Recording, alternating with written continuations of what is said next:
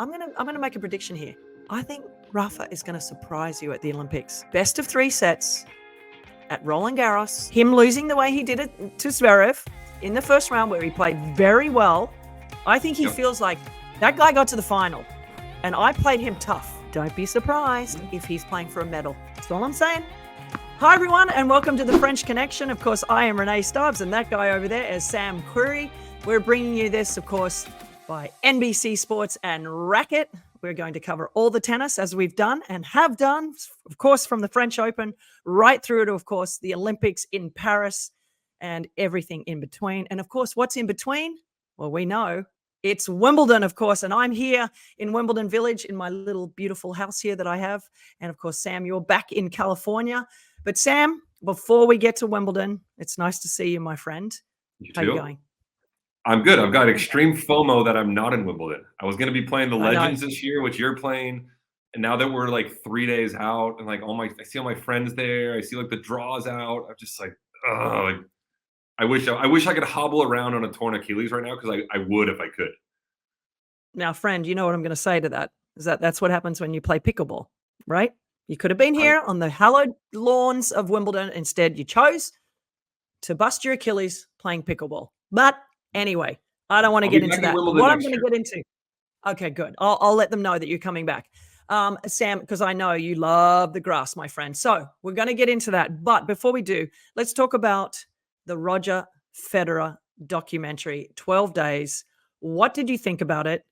I'm going to give you my thoughts. There was a lot of tears, I have to say. I admit it. I cried a lot. But what did you think about it? I liked it. I didn't love it. I mean, look, I'm a huge Roger fan, just like the rest of the world. I'd probably watch a documentary of him sleeping. But it's almost like I wanted a documentary about his whole life almost, and like going into these Wimbledon finals and things like that. Having said that, it was really cool to watch. I love the behind the scenes kind of footage in the locker room. But yeah, it was like an emotional roller coaster for 90 minutes. He's crying, Rafa's crying, Novak's crying, Mirka's crying. But it was a fun watch. I was crying. Yeah, you were crying, but I want another documentary about like the 20 years of Roger's life on tour.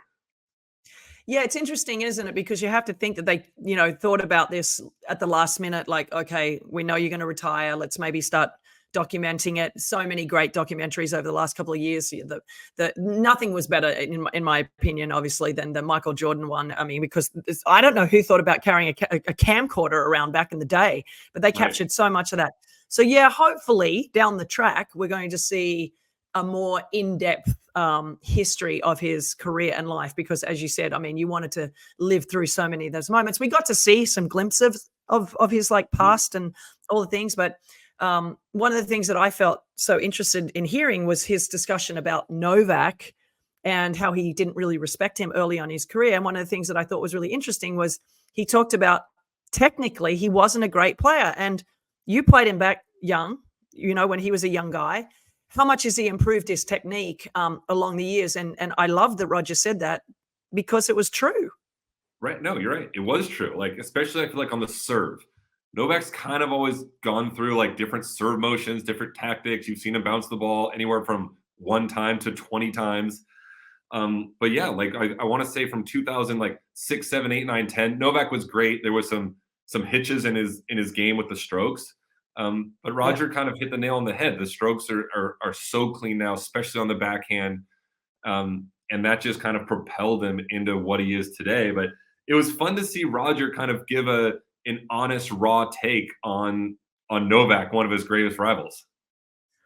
Yeah, and also I love the conversation about matchups, and we don't talk about it enough in tennis, and hopefully we'll do that a little bit more and get into the weeds of why matchups are so important. Like, I'm sure you had somebody that was just a complete pigeon. You beat them all the time, but then that person would beat a guy that you could never beat. And I just, we don't talk about the matchups and why they are so important on grass. So it was on different surfaces and all the things like, everyone says that the reason why Roger's backhand got so much better is because Rafa played it so much with the lefty, and it made it so much better. And so through the years, and I love that he talked about Novak's backhand, how everyone talks about how great Novak's backhand is, but he was like, even his backhand wasn't real smooth. It was a little dodgy, and how to me, it also showed you the reason why Novak Djokovic has become the greatest player of all time.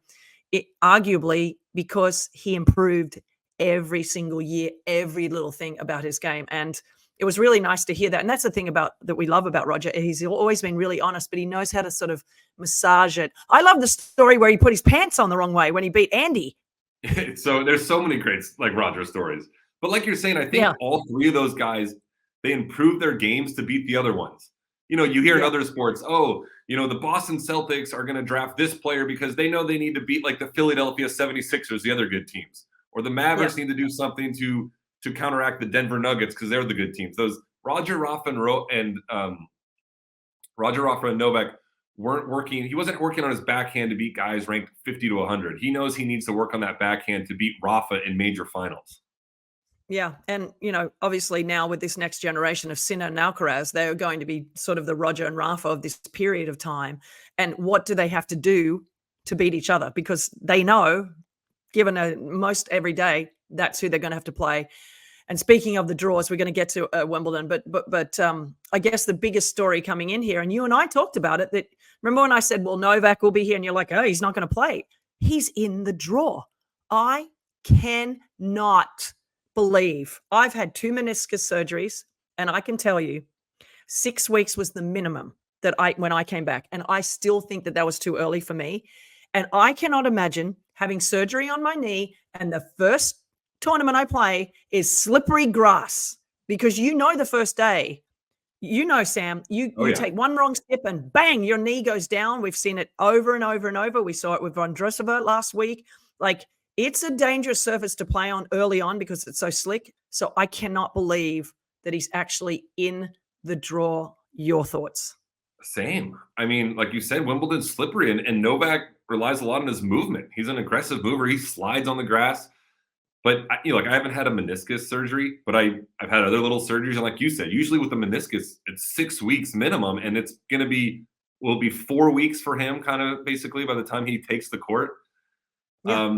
We'll see. I'm sure he's had an incredible doctor, a great surgery.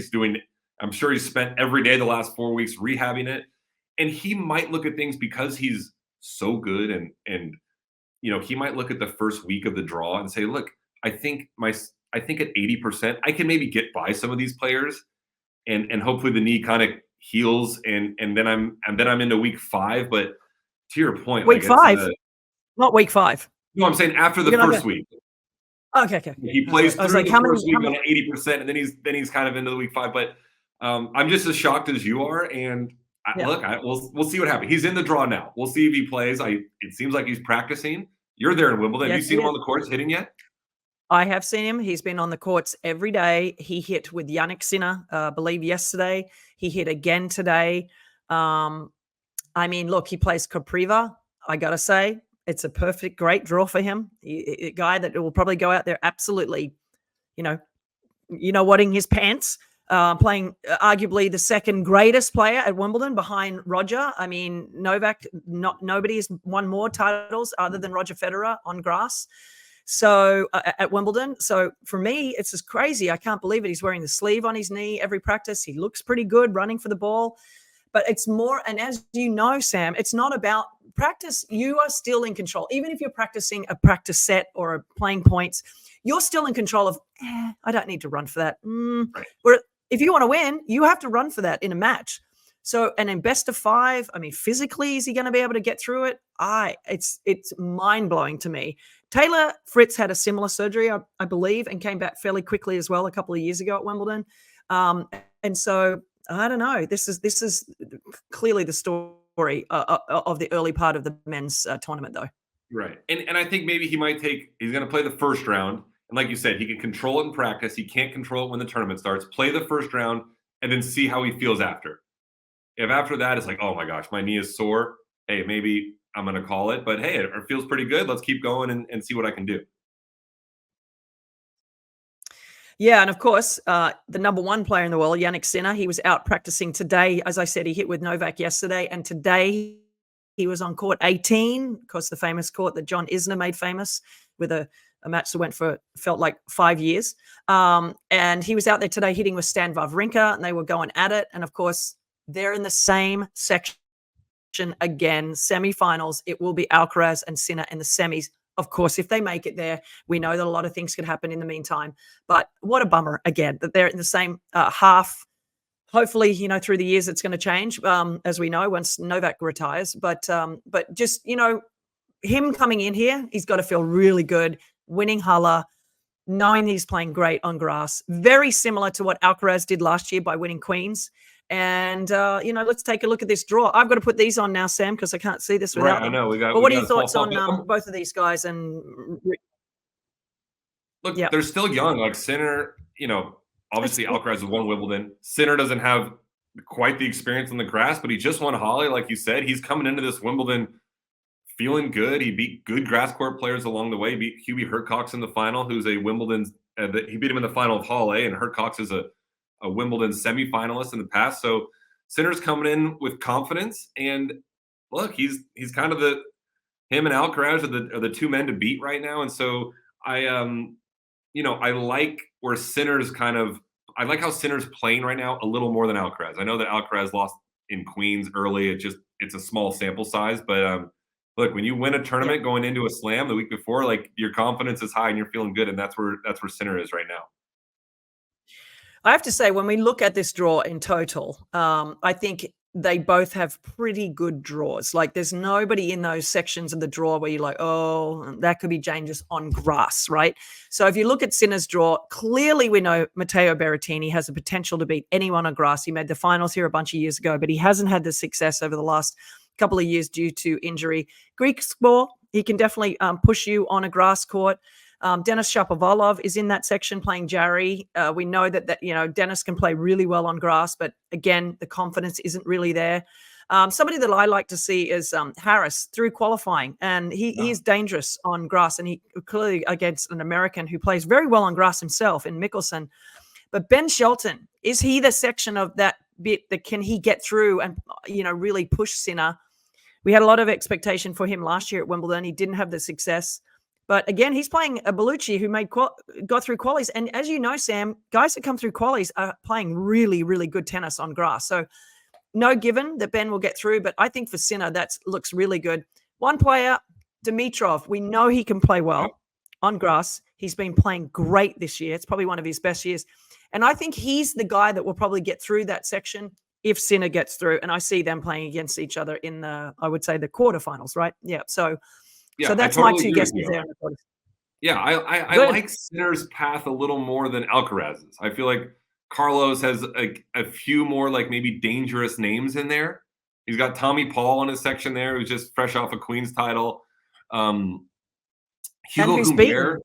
Humbert sometimes the tricky lefty. Yeah, who's beaten. Humbert won Halle himself a few years ago, who can be tricky. I know Francis Tiafoe's not playing great, but Francis is a guy that can kind of feed off a crowd and get hot, and he's a showman, and he's going to get up for a match like that. So Carlos has, he's got some guys in there that are going to be tough, but I definitely, if I had to pick one that I really think is going to go further, it's Sinner right now. Yeah, I agree. If I were to just pick over the draw, certainly Alcaraz's draw. I think one player in that section that's sort of, I know he's an Aussie, so maybe I'm being a little bit biased, but I think Jordan Thompson, he's had a little bit of a tough year with injuries, but he played very well last week. He can play really well on grass. And as we know, Aussies sort of know how to make their way around a grass court. So I think that Jordan Thompson might be a bit of a sneaky one getting through there to play Alcaraz. I think that's my guess. And Arnaldi is tough, and he will play Tiafoe really, really well. But I think Tommy Paul, believe it or not, I think he can. Listen, he's beaten Alcaraz before. We know how well he can play on grass, winning as you did, winning Queens. He comes in with tons of confidence, and that could be a real threat for Alcaraz if he is not to get through to play against Sinner. But look, some great storylines there overall. Indeed, can't wait. Oh my God, I get so excited when the draw comes out. One guy we need to talk about, Sir Andy Murray. He's in the tournament. He's decided to play. We're excited about this. He's going to play doubles with his brother, Jamie, and he's in the singles and the doubles. Just your thoughts in total about, hoping that Andy takes the court. Who's more likely to not take the court, Novak or Andy? I was just gonna say it's almost like it's a Novak Djokovic part 2 here with Andy. He hurt himself at Queens. I guess if I had to guess, I think Andy's maybe more likely to take the court just because I truly feel like this is going to be Andy's last Wimbledon. He, obviously being from the UK, it's a huge deal, and I think he's going to want to take that court one more time. It's really cool to see him play doubles with his brother, which I think that could be just like Venus and Serena were playing on center court at the U.S. Open, Serena's last year. I could see, Murray as a doubles team. I could see them throwing that on center court, but I just hope Andy's was it his ankle that was bugging him in Queens? Yeah, there's so many. It's a back. It's all back. Things. I like that Judy Murray I love that Judy Murray went to town on releasing his medical forms and yada yada. Gotta love Judy. She's gonna support her sons to the end. But he had like a little on his spinal cord. In his spinal cord. I hope he can get whatever injections, that's whatever pretty bad that they released that. Yeah, I agreed. I hope he can get whatever he needs to take the court one more time because he actually has somewhat of a decent draw at Wimbledon this year. But I hope he can go out there and fight, and I expect him to take the court. Yeah, Marshak is a good player. He played very well at the French, and he pushed. But I think he's more a clay court player, so I think it's possible, but he's definitely a very good player. So certainly not easy. Look, the guys' draw is stacked, as we said. I mean, I wrote down some classics. I think one player to watch also is Jack Draper. There's always a Brit. There's always a Brit that gets through somewhere. They get so much support here at Wimbledon, which is, I got to tell you, it's, as you know, it's so fun when the Brits are still going and, the crowds are behind them and all the things. I mean, Zverev, what's he going to do? I've got to put these back on because I can't see it without it. But, when we look at this draw, Herbie Hurkacz is certainly a player that is to be absolutely watched. There's no question that he is a player that can get through. He's made the semis before. He was clearly the last. We know what he did to Roger in his last match, as we saw on the documentary. He's the one that took out Roger 6-love in the fourth set. But look, I mean, I think that Hurkacz is probably the player to get through in that section. One player down there, Alex de Minaur. Look out for Alex. Yeah, I was thinking the same thing. I was going to give your Aussie credit. Yep. I mean, I keep picking the Aussies, but look, Alex de Minaur can play on every surface. We know he can play well on grass. He's one of the best movers in the game. And let's not forget, of course, how well can Chris Eubanks do this year? We know what he did last year, right?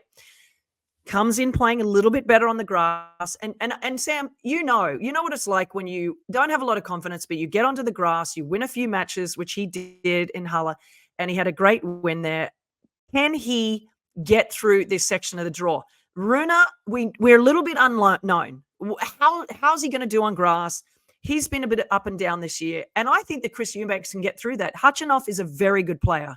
I get it, and can play on every surface. But can Chris break through again in this tournament? He absolutely can. We saw it last year, and like you said, for me personally, I pretty much spent my entire career playing like garbage on the clay courts. Got to the grass court season, won a match or two, and boom, your confidence is back. And Eubanks kind of has that right now. He quarterfinaled in Halle. He beat Bublik along the way, who's a great grass court player. So if he comes into Wimbledon here and he plays Halles. I'm not sure if I'm pronouncing the name right. The qualifier, that's tough, but I like Eubanks there. And you get a win under your belt, then you're feeling confident. And if he gets the serve going, and he's one of those guys that kind of can still serve and volley. He's got great volleys. He hits the ball low, hard, and flat.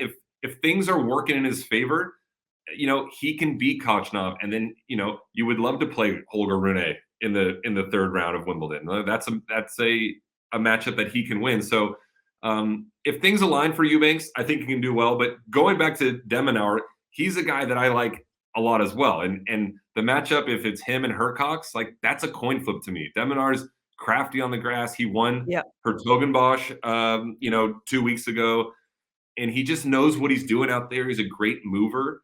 So for me in this section, it's de Minaur, Hurkacz, and it's like a 50-50 on who gets through that. Yeah, I agree. I think I'd probably edge a little bit. It depends. Herbie's sort of up and down a little bit.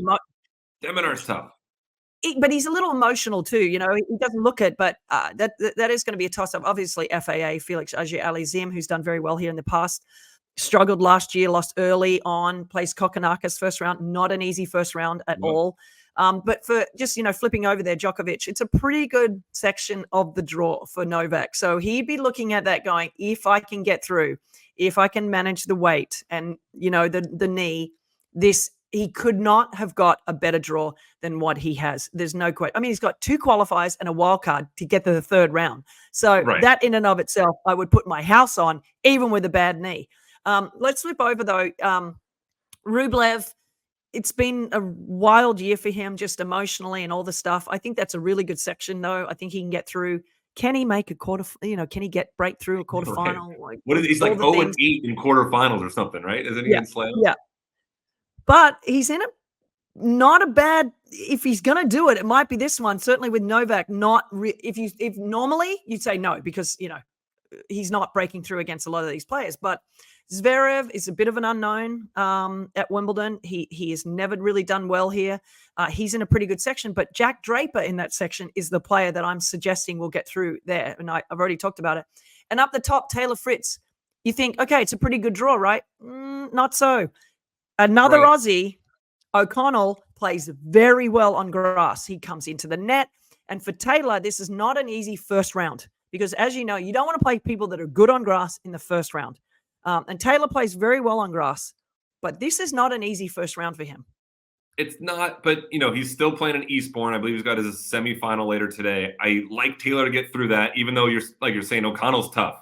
But that whole section, it's like, you've got Fritz, Draper, Zverev, like all 3 of those guys. I don't know who's coming out of that section. They're all playing well. They all have big games. They all play pretty well on grass. No one's like phenomenal on it, but I don't know who I've got coming through that section. But on the other side, like you're saying, I do like Rublev to get through that little part of the draw. I'm just going to add a little Sebi Korda. This is not an easy first round. Yeah. But, David Fokina is usually a little bit better on clay, but not easy first round. And Kei Nishikori, nice to see him in the draw. But I think that Sebi Korda gets through there. I think he can beat Tsitsipas. Tsitsipas is a little bit unknown. You never know. He plays well on grass, but much more comfortable on a hard court or certainly on clay. So I don't know. Sebi Korda could sneak through there as well. So we've got a couple of Americans in that half, but we can't wait. It's starting real soon, and we're going to figure it all out as it goes.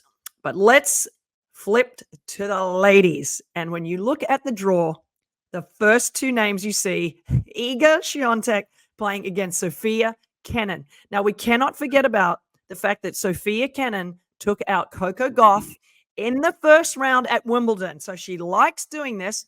She did it last year. She came through qualies, so she was playing really good tennis coming into Wimbledon. She took out Coco Gauff, and now she has the luck of playing the number 1 seed. And I'm telling you right now, if there's an upset, it could be this one.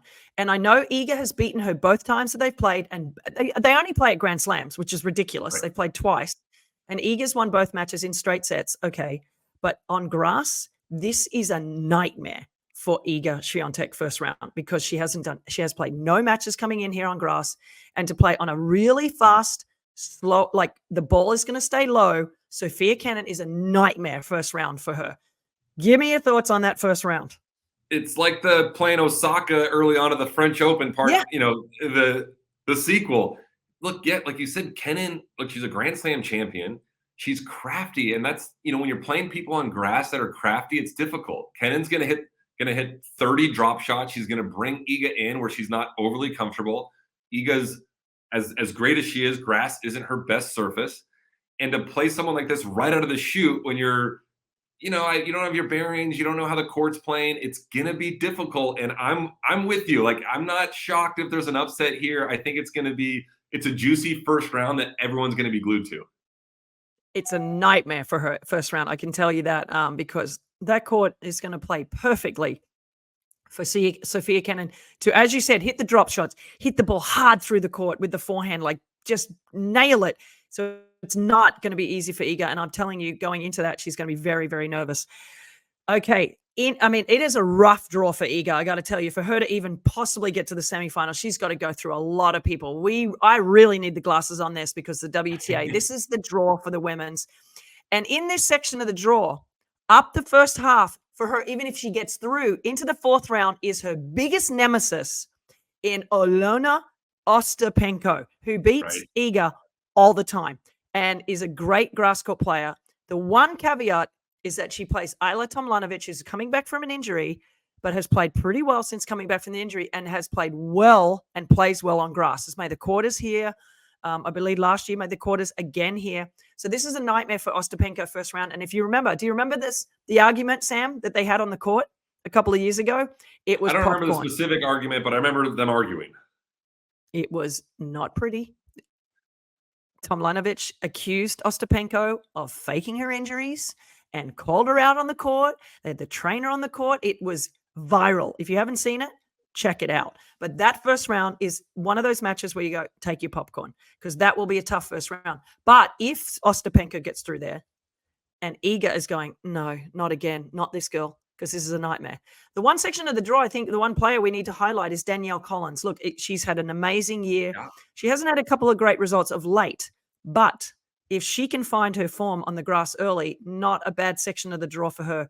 Towson is a very good player and can be dangerous and hits the living daylights out of the ball. So it's not an easy first round, but Haddad Maier's in that section. But this section of the draw for Iga is really hard. I agree. And look, I don't know the women's draw as well as you do. But like you're saying, Collins is a good player. Ostapenko, Tomljanovic. You've got, I see Kerber was in there as a wild card. Yeah. That's always tricky. That's always tricky as well. If Iga gets through her first round, there's a girl, her last name is Jones, a wild card from Great Britain. The players, the men and women from Great Britain know how to play on grass.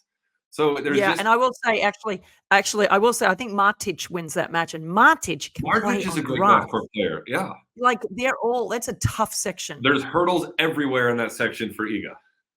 Yeah, I mean, Putintseva, who is in that section to play Kerber, which is a nightmare for Kerber, just won a tournament on grass, beating Tomljanovic. So, these are players that know how to play on grass. They're effective on the surface, and we talk about it all the time. Match huts are important, but grass and surfaces are huge, and Iga is not comfortable on grass at all, particularly early on when the court plays a little bit different in the first week than it does in the second week. And also, just adding down the bottom half of the draw, my pick to win the tournament is Rybakina. Now, poor old Rybakina, though, again, pulls out of a tournament with an illness, all the things that are going on with her. So if she stays healthy, she's my pick to get through this. But now I have to add, down the bottom half of the draw, you've got Ons Jabeur and Jessica Pegula. Now, if they get through, they play in the fourth round to play probably Rybakina, but Leylah Fernandez is in there, and she's in the finals of Eastbourne. So she plays well on grass. So this whole section of the draw is the whole half of the draw, the women's, is absolutely stacked with great grass court players who know how to win at Wimbledon. And this is a section that I would not want to be in. No, you're absolutely right. Like Jabeur, a finalist. You've got Pegula, who just won a tournament last week. Leylah Fernandez in the final this week. Rybakina, Svitolina, Katie Bolter. Kalinskaya, who just, they're all really, this is the section of the draw that you just go, oh God, nightmare. Kalinskaya, if you took the six best, hey, who are the six best kind of grass court specific players? And they put them all in that one section right there.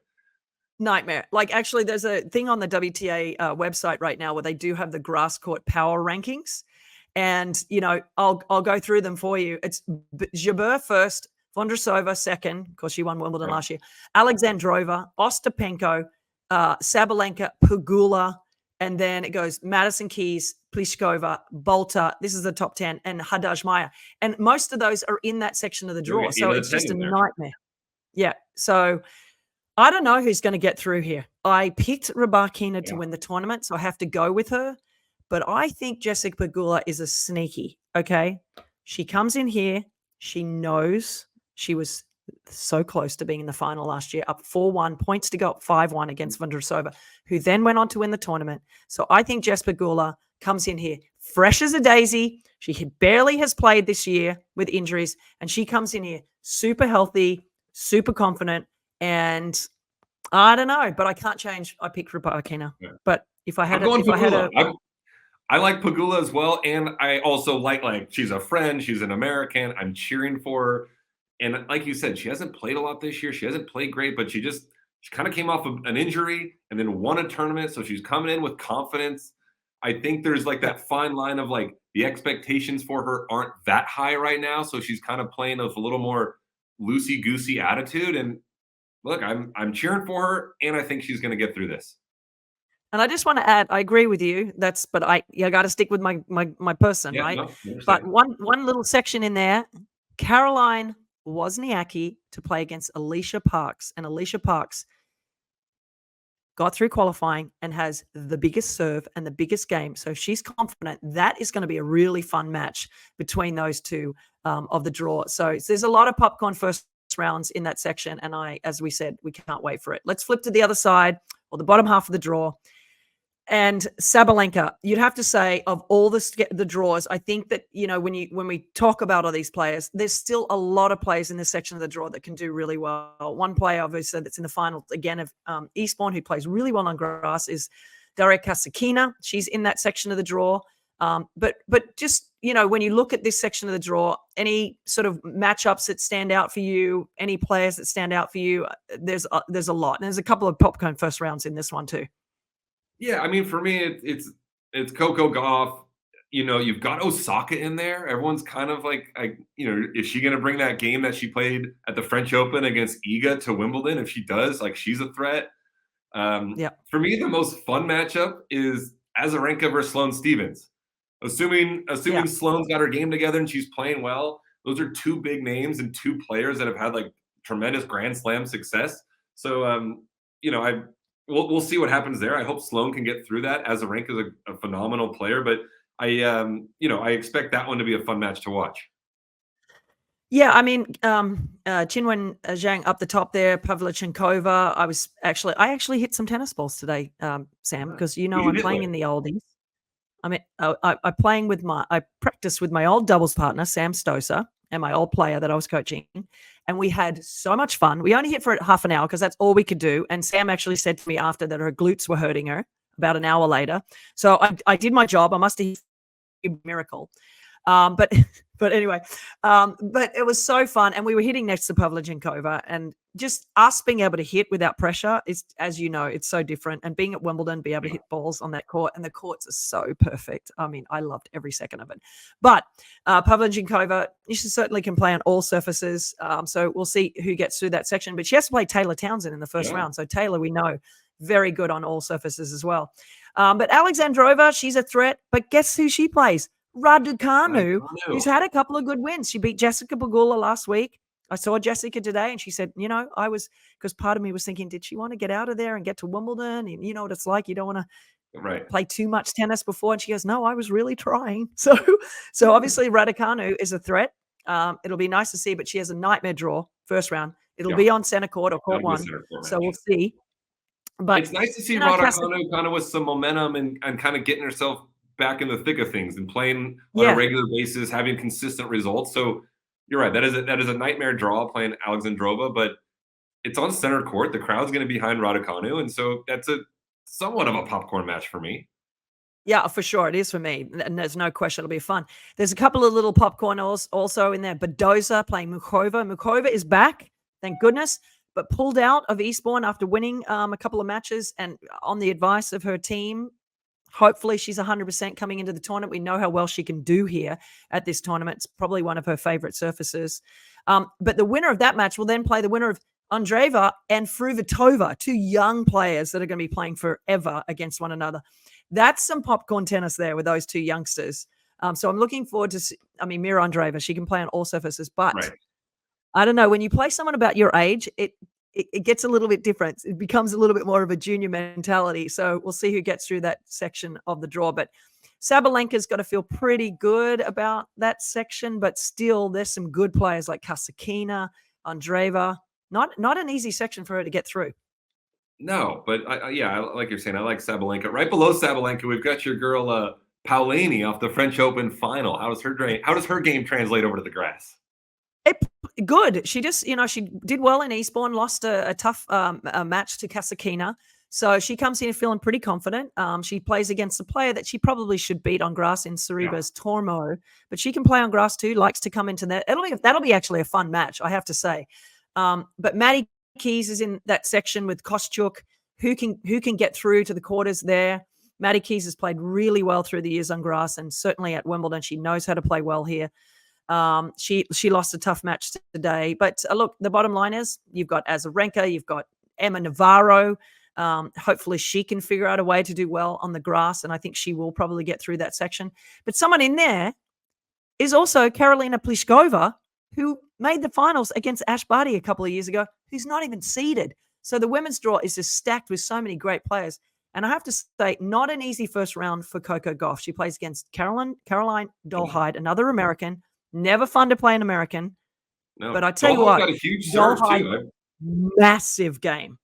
She probably has one of the 5 biggest serves in this women's draw, Dolehide.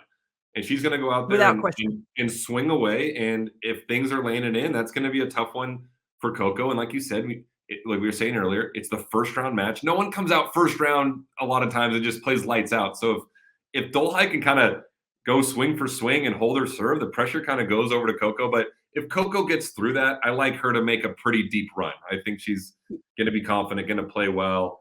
And I like her to kind of, make a semifinal or hopefully even more than that. Yeah, and I saw her practicing today. She was on 18 as well, and looking really relaxed and pretty happy. So, quick, let's do a little rapid fire for you, my friend. Who is going to go the furthest of all the Americans in the draw? We've got Coco Gauff, of course, Jessica Pegula, got Tommy Paul, Ben Shelton. Give me your best. I'm going to go on the women's side. I'm going to go with Pegula. I think she's making a final. And on the men's side, I'm going to go with Fritz.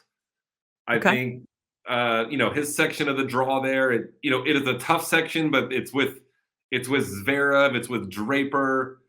There's not any he's kind of avoiding Alcaraz, Sinner, Novak. So I like Fritz to kind of get through there, maybe make a quarter, maybe a semi, something like that.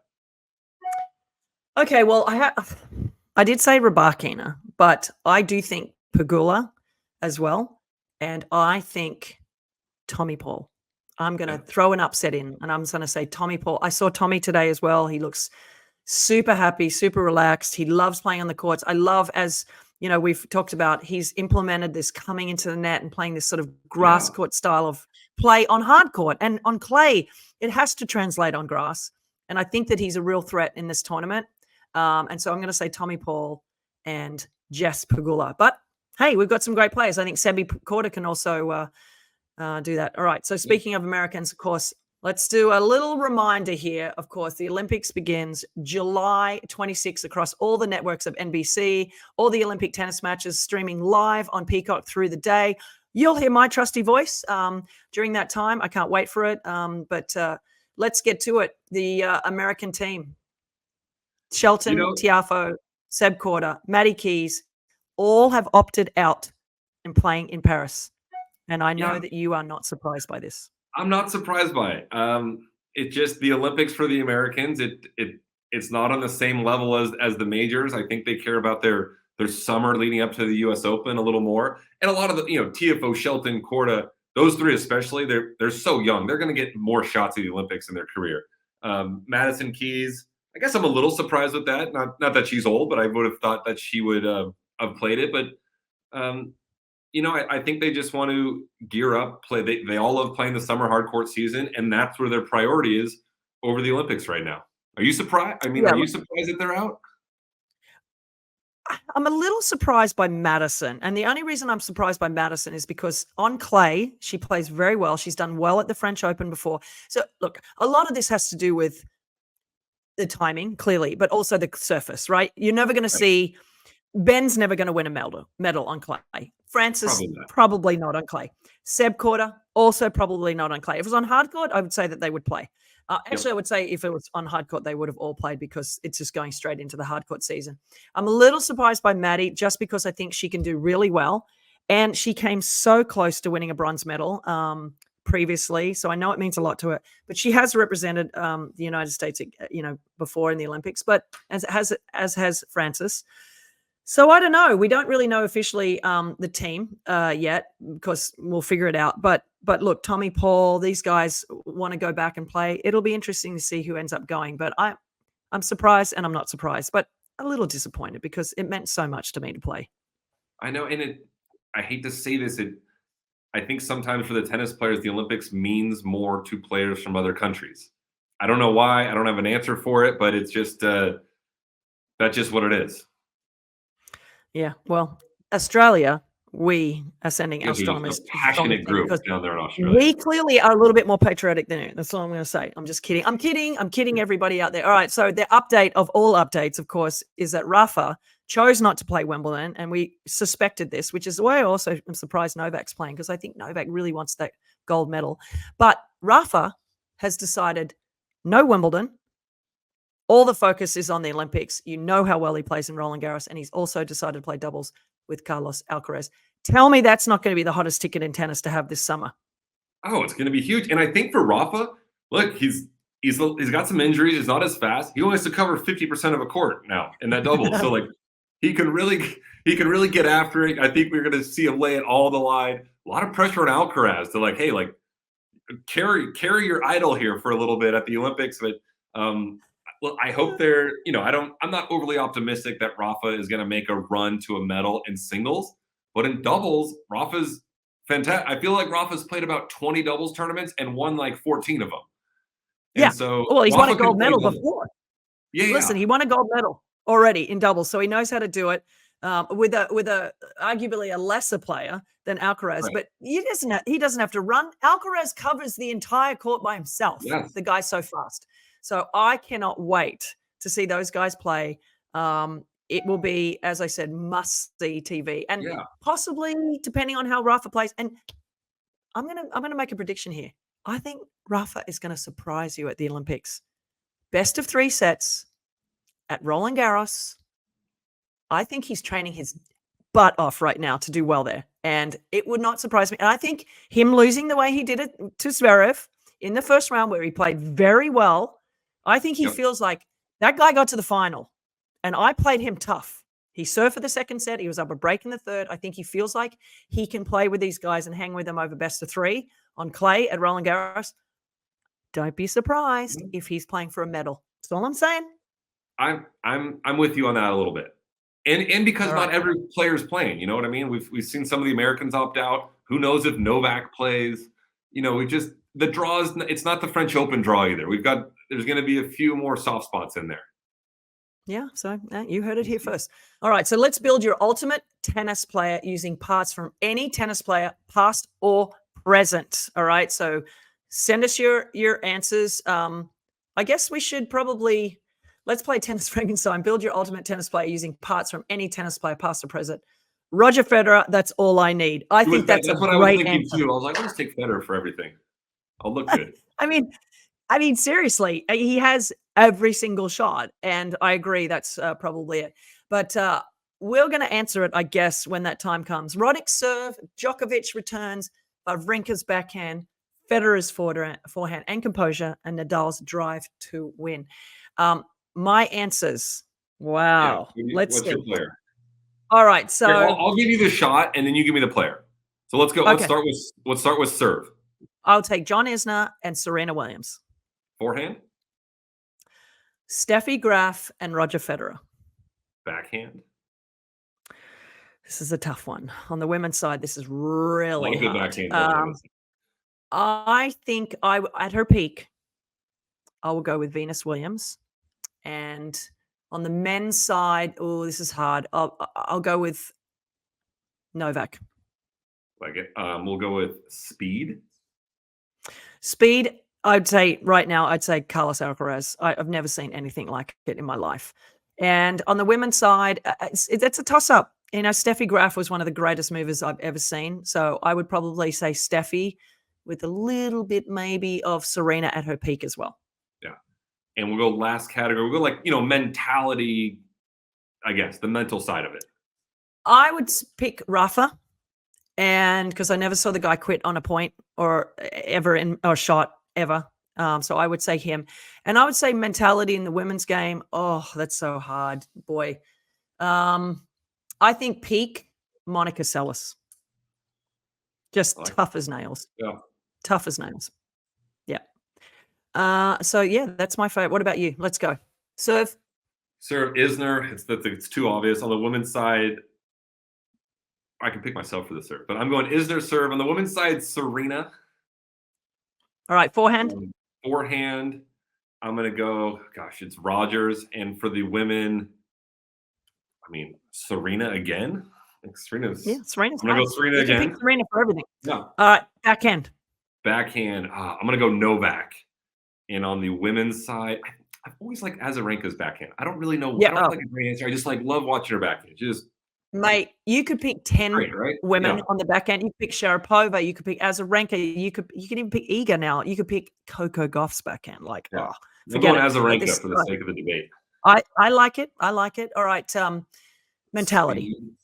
Oh, we got speed too. Let's do speed first. Speed. I'm going to go with on the men's side. I'm going to go with Monfils. And he might not be as fast as Alcaraz. He's got fun speed. It's just fun to watch him run around and slide. And on the women's side, Iga. And I'm kind of combining speed and movement.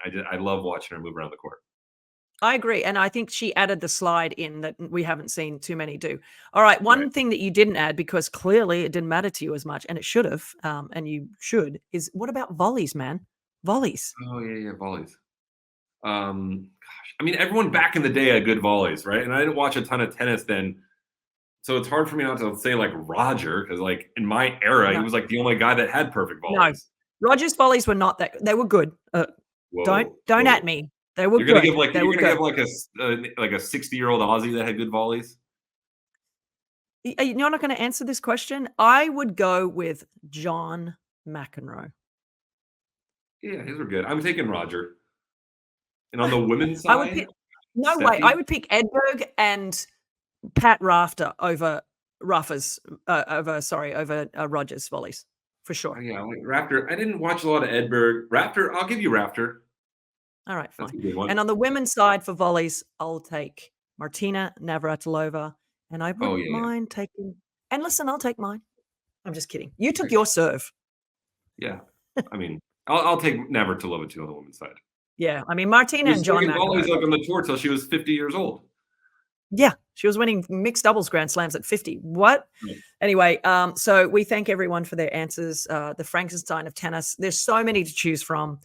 It was really hard. And listen, any of those people we mentioned, you can't go wrong with any of them. And if you want to just put Roger Federer, that's fine. And Serena Williams. Right. You just go Federer, Serena down the line, and you've got a great player.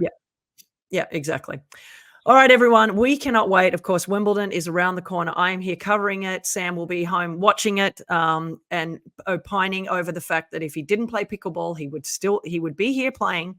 But we'll save your spot for you, Sam. Don't worry. The grass still will work for you with your serve. It's going to be okay. Join us every day. We can't wait to show it to you. Thanks, everyone, of course, for joining us here again on The French Connection, brought to you by NBC Sports and Racket. The next episode drops July 10th. We'll see you then, and hopefully we'll get a little surprise, maybe guest for you to talk about all things that happened at Wimbledon, and of course going into the NBC. I just call them the NBC Olympics because really the music just playing in my head already. I won't sing because I can't sing. But Sam, can't wait. These 2 weeks are going to be great, and then we get to talk about all of this again, July 10th. Thanks for joining us today, everyone. Say goodbye, Sam. You're over here. I always go the wrong way. Yeah, I'm right. Nope. And don't worry, everyone. Sam will be available on his Instagram doing all kinds of fun things. So follow him on Instagram. And if you don't, you're missing out. You're missing out. That's all I can say. All right, guys. Thanks for joining us today. We'll see you next time.